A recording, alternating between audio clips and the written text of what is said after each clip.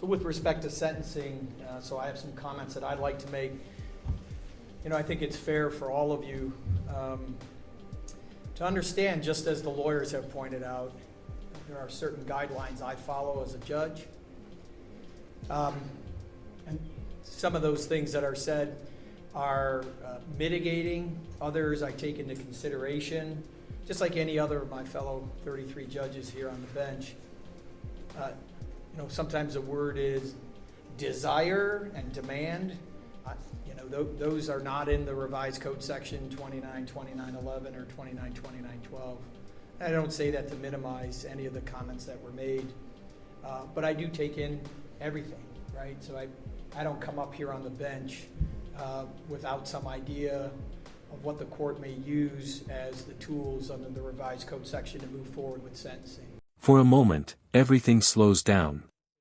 The judge is not simply moving through legal steps. She speaks with care and emotion, recognizing the deep loss behind the case.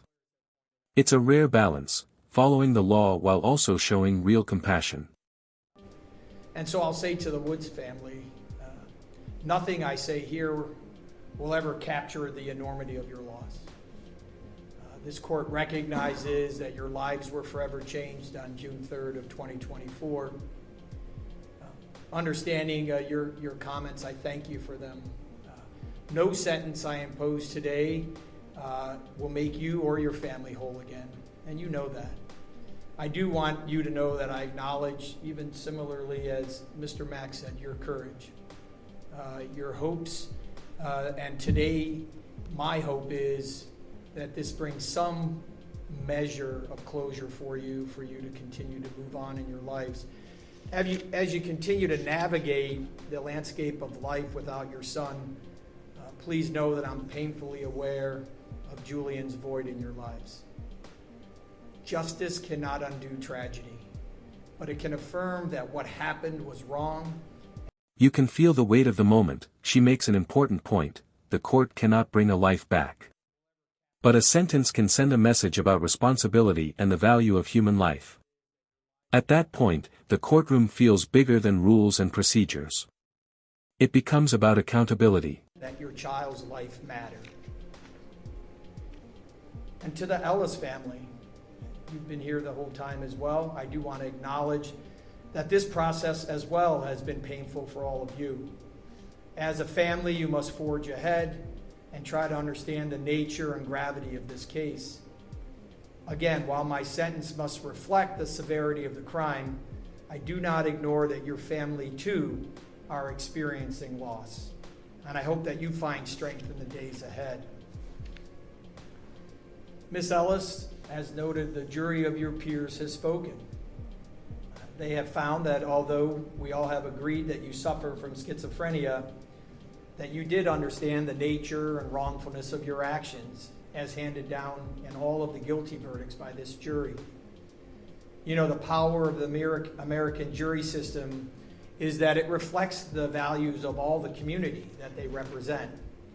And as I sit here as a judge for almost 21 years, as a court, I accept the finding of your peers, and I'll sentence accordingly.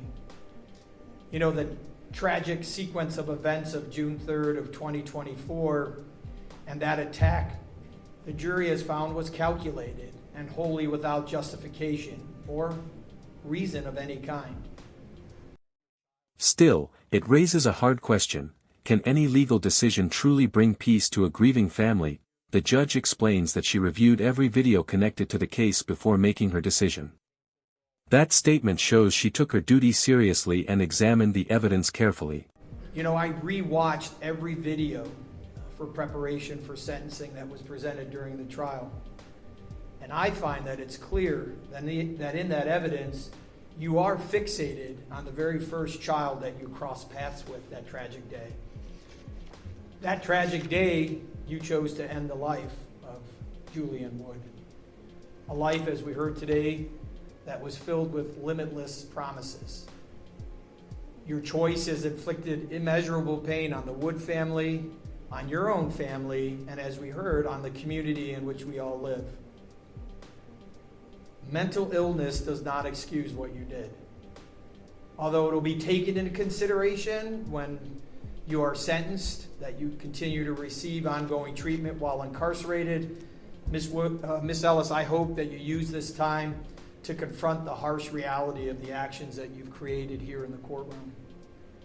No sentence that I hand down today can undo the pain that you cause, but justice requires that your actions have consequences.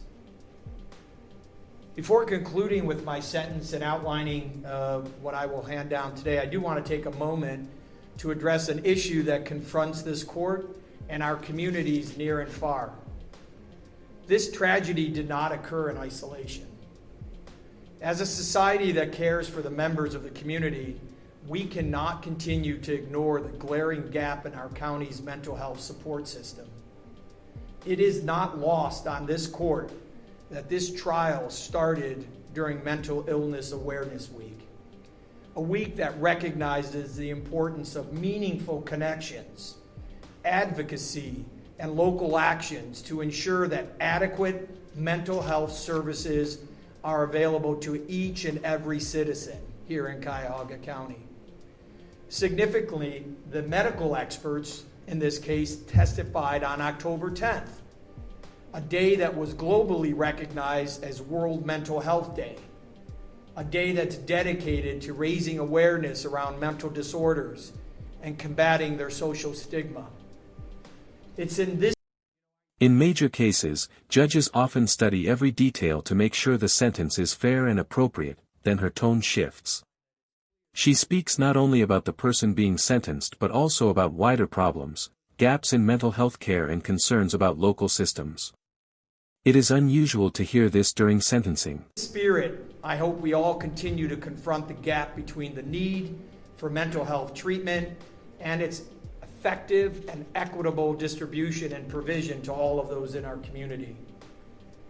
And therefore, I urgently implore our city and county leaders to continue providing facilities and programs that respond quickly and compassionately to those in crisis. The need is dire now than far too many of us realize. The leaders in this county have been discussing this topic for far too long. Please get it done. No family should have to lose a child, and no family should have to watch their loved ones deteriorate because meaningful and effective mental health services were unavailable. The absence of adequate and functioning mental health facilities in our community has tragic consequences. And I call upon our leaders at every level of government to make providing and supporting mental health care a true priority so that others in crisis can be helped before another tragedy occurs.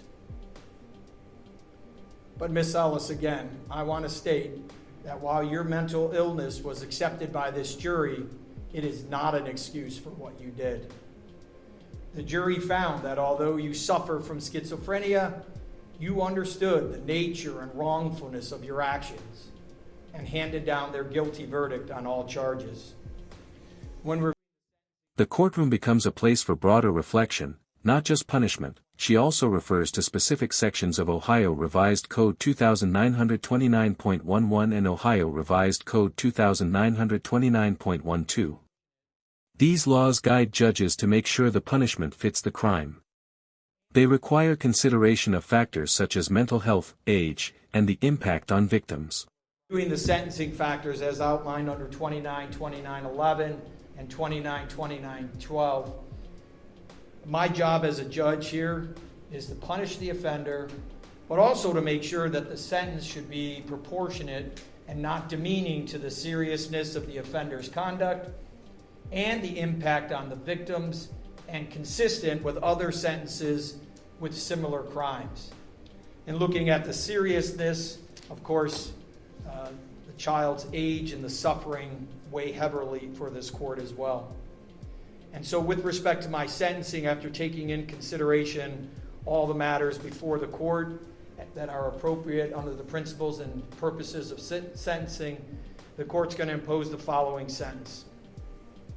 Starting with count 2, as found guilty on count 2 of murder, it's a life with parole eligibility at 15 years.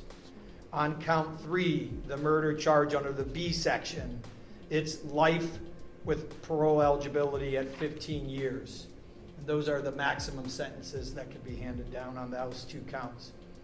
On count 4, with respect to the Reagan-Toke sentencing guidelines, count 4 and count 8 are both felonies of the 2nd-degree felonious assault.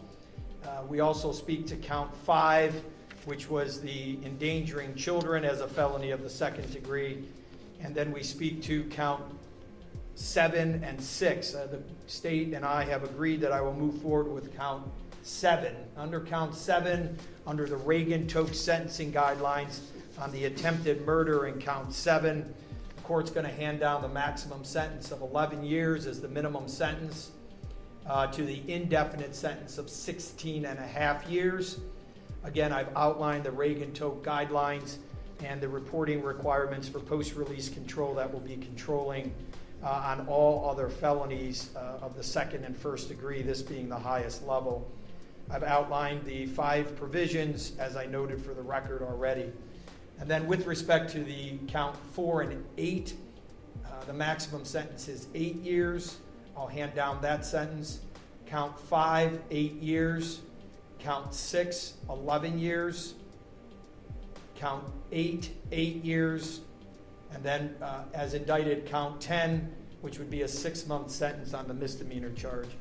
Regarding aggravated murder and finding the defendant guilty of aggravated murder by this jury, the court's going to hand down a sentence of... By mentioning them, she shows that her decision follows clear legal standards. In the end, the sentence is life without parole. All other penalties run at the same time. In Ohio law, this is the most serious punishment available. The judge also notes credit for 59 days already served and waives certain fees. These details may seem small, but they show the court is applying the law fairly, even while delivering a severe sentence. Life without parole. I'll run every other sentence concurrent to life without parole. Ms. Ellis, you'll be given credit to 509 days of the time that you've served. I'll order you in the custody of the sheriff to transport you to Marysville Correctional Facility. I'll also indicate that fines, fees, and court costs will be waived with respect to this sentence. In addition to the verdict that has been handed down by this jury and the sentence that the court handed down, Ms. Ellis, you have a right to appeal both the sentence and the conviction in this case. You can do that by filing a notice of appeal with the clerk of courts within 30 days of this sentence. If you're unable to pay for the cost of an appeal, you have the right to appeal without payment of costs. If you're unable to obtain counsel for an appeal, I'll appoint counsel to represent you. If you're unable to pay the cost of documents necessary, they are provided to you without cost. You have a right to a notice of appeal filed timely on your behalf. And Ms. Ellis or counsel, do you wish to appeal both the sentence and the conviction handed down in this case? Yes, Your Honor. No objection for the record and appoint counsel for the appeal. I'll note your objection regarding my sentence, and knowing that she's unable to afford counsel, I'm going to appoint the public defender to represent her with respect to her appeal. Again, noting for the record, all counts will be run concurrent to each other, with the life without parole being count 1 sentence. I'll waive all fines, fees, and court costs, give her credit for the 509 days that she served, in addition to time while she awaits her transportation to Marysville Correctional Facility for Women. Is there anything further from the state of Ohio before we recess? No, Your Honor. Anything on behalf of Ms. Ellis? No, Your Honor. All right, we adjourn. Thank you. Yeah.